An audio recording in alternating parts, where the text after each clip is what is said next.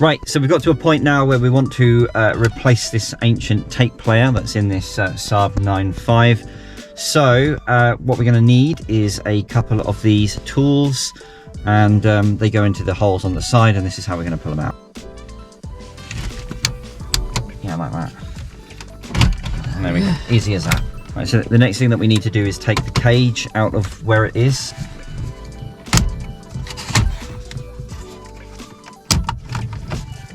So to remove the radio cage, it can be a little bit difficult, but best thing to use is a plastic removal tool, and you literally just get it between the cage and the edge of the plastic, put a bit of pressure on it on both sides, and you'll see that it will just pop out. It's only held on with friction, so just give it a little bit of a wedge, and there we go. Now remember that this cage has the connections on the back, so you're going to need to pop them out as well.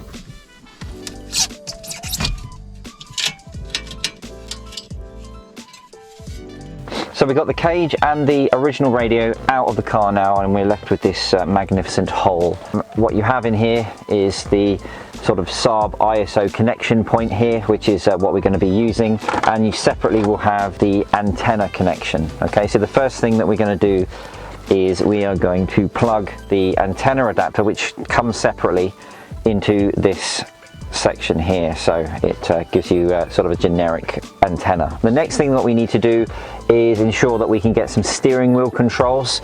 So what you do is you put your hand in up above the SID and push it from behind, and you'll see that it just pops out, and then you'll see that it has this connector on the back here, and what you do is you push in this little plastic tab and move the black part back, connector to come out like that. So we've removed the SID, and what you're looking for is the blue wire. So that is this one here, the blue wire, and you need to tap into that. Don't cut it because it still needs to go to the SID. Simply connect a separate cable to it. That is what we're going to use for the steering wheel controls. You can see that I've already done that. I've connected this white wire to it, so that's what I'm going to use later. As I've already done that, I'm just going to pop this SID back together again. So we've got the ISO connection, an antenna connection, and the steering wheel cable. Right, there's one more thing that we need to do to prepare before we actually go about fitting this unit in. We need to make sure that the aftermarket head unit triggers the stock amplifier of this car, because if we don't do that first, when we do fit this, it's just going to be silent. There's going to be no audio. Now, on this Loom, look at it upside down, you'll see a black and a red wire, which is for power, and directly above the red wire you will see there is this luminous green wire here. Now that wire is the amp trigger wire. So there's two ways that you can deal with this. You can either splice into this wire, very similar fashion to what we did with the steering wheel wire, and have that ready to connect to the amp wire on the X-Trons, or you can do it a slightly more professional way by adding an additional pin to the ISO Loom, and this means that it's just going to plug in and give us an additional wire which we can connect to the Teyes amplifier as well. So the additional pin needs to go directly above this thick yellow cable. So we're just going to pop that in there. I actually got this pin from another ISO plug. I just cut it out of that. So if you do have another one of these lying around that you can steal a pin from, this is the best way to do it. And there we go. So now we have an additional green wire which is going to trigger the car amplifier once we've connected it up. So what we're going to do now is plug the Teyes ISO plug into the Saab's own connector, like so, and it just connects in like that. Now don't worry that there's an additional plug here, it isn't actually required. All we need is this one, these two here. Now on this Loom you'll see that we have Illumination, key 2, reverse, key 1. So what we're going to do is we're going to grab the key 1 wire, just pop off this rubber cap and just strip it a little bit. There we go. And what we're going to do is connect this to the wire that we've got going to the SID wire, so that this is going to give us the steering wheel controls.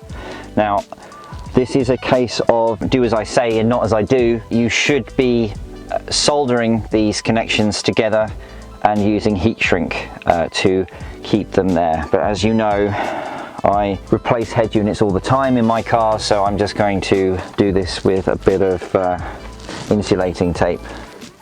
So don't do this. Now, one of the other wires that came with the Teyes, this one here, which has the auxiliary connections, also has a wire that says amp C, which is for the amp connection. So we're going to pop off the rubber end of that and strip it again. And then we're going to connect this one to the amp trigger wire that we've added to the Loom, this green one here. Again, you should be soldering and using heat shrink. But I'm going to twist the wires together and use some insulating tape because I am bodging it.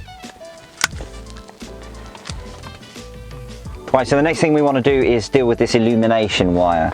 Now, if you were doing it properly, what you would do is you would run this illumination wire to the back of the headlight switch.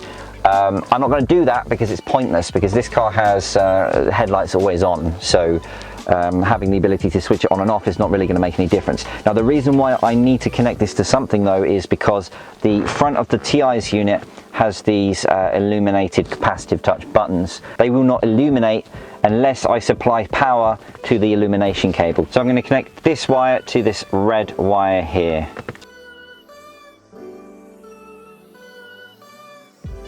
Now, the other wires, key 2, that's not going to be used in this situation, but the reverse wire is what we're going to be using for the reverse camera. Now, I'm going to be doing a video installing the 1080p AHD Teyes reverse camera in this car a little bit later. Actually, there's one more thing that we need to do, and that is add the GPS antenna into the car.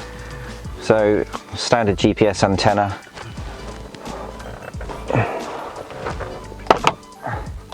Right, so to get the wire from up here, from inside here, which is where I'm going to put the GPS antenna, to where the Android head unit is going to be, I'm going to thread the wire through the center of the dashboard, but that's obviously a bit of a pain. So I'm going to use this real thick cable, and I'm going to thread that one way, and then I'm going to attach the GPS to this, and then I'm going to thread it the way through, hopefully. Oh, there we go. No. That just popped straight out. Okay. So I've fed this big back cable all the way through, and it's poking out over here now. So I'm just going to attach my GPS cable and pull it straight through. No other use of this bloody coax cable, so just sitting in my garage doing nothing apart from when I need to thread some cables through a dashboard and then it comes out.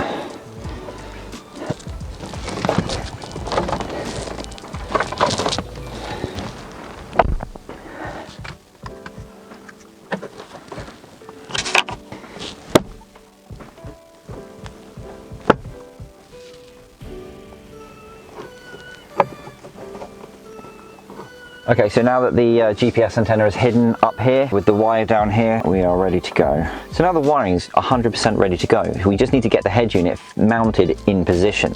Now there's two ways that you can do this. You will need a mounting cage, one of these things, to actually hold the unit in. But the problem is, Teyes has one of these large Android faces, okay? And what that means is that the face is going to protrude this amount outside of the cage, and that's too far. So what I've done is I have modified a cage, and this is exactly the same thing. In fact, this is exactly the same cage that I use to mount the X-Trons and the A-Toto in this car as well. Okay, so what we have here is a normal doubled-in cage, but I've used an angle grinder to cut the top and the bottom, and you can see it in a very crude, it's not straight at all, but it's going to do the job, and that's basically going to allow the additional thickness of this Teyes unit to fit flush.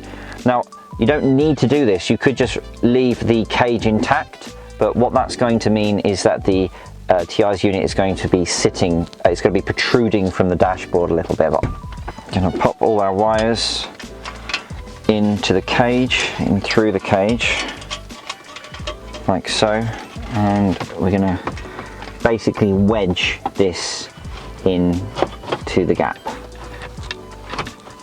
like that. And now we can connect up our Teyes unit. So on the back of the Teyes unit here, you've got the main loom, which is this big one here, which just plugs in here like so. You have your radio antenna cable here, which plugs in here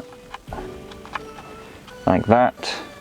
Our GPS antenna screws in here, and then we have our amp connection cable here. So just plug that into the long cable here. You can see it'll only go into one place. And then you see this fan isn't plugged in, so the connector here goes into the connector here, like so. Right, so now we just chuck all these wires inside. Because this is a fairly compact unit, this is easy. And then we are going to wedge our Teyes unit into this cage and then just move it into position like so.